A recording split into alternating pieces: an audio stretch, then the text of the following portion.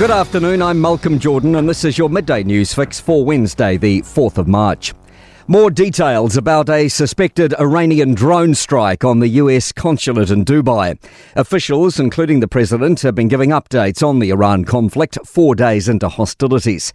US Secretary of State Marco Rubio says the drone struck the parking lot near the Dubai consulate, setting fire there. All personnel are accounted for. As you're aware, we began drawing down personnel from our diplomatic facilities in advance of this. Meanwhile, the US says it's facilitating charter flights from some Gulf states for its citizens as it continues a fourth day of joint pummeling of Iran with Israel. The Red Crescent says US-Israeli strikes have killed at least 780 people in Iran.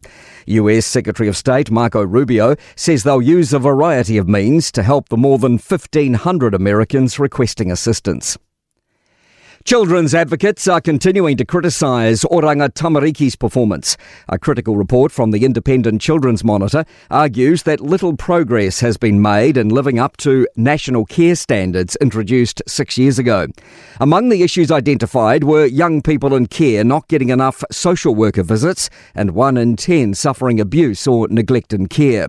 Voice CEO Tracy Shipton says some of the findings shocked her. That there is an increase of harm to young people in care. How can that happen? How can we be continually not getting this right?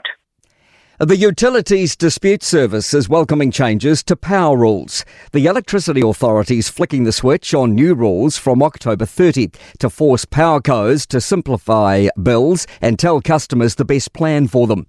Backdated bills, recouping amounts wrongly billed, can only be sent 6 monthly. Utilities Dispute Commissioner Neil Mellon says it'll benefit them as well as power companies. It'll reduce the complaints that come through to us when we deal with them, and it'll make it easier for us to sort of resolve those complaints with consumers as well. So I think they're positive changes.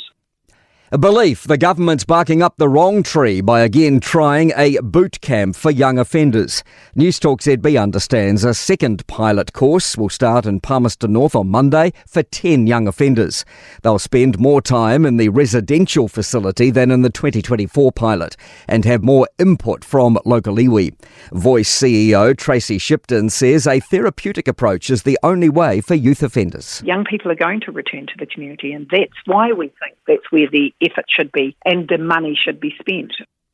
The Police Minister thinks he'll tick off his promise of 500 new police this year, 12 months behind schedule.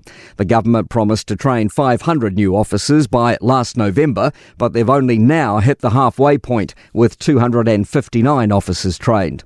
Mark Mitchell says he won't compromise on quality, but with a new training facility in Auckland and strong interest from potential applicants, he's hopeful. To sport, the Brumbies have extended the contract of coach Stephen Larkham until the end of the 2028 Super Rugby Pacific season. Crusaders coach Rob Penny believes fans are right to question the process which led to Chiefs prop Jared Prophet avoiding a suspension for a tip tackle on David Havili. A pair of charter planes carrying Formula One personnel from 10 of the 11 teams are scheduled to land in Melbourne today for the season opener as officials scramble to combat the latest eruption of geopolitical violence in the Middle East. I'm Malcolm Jordan. That's your latest news fix. We'll be back with the next update at 5 p.m. from the Newstalk ZB newsroom.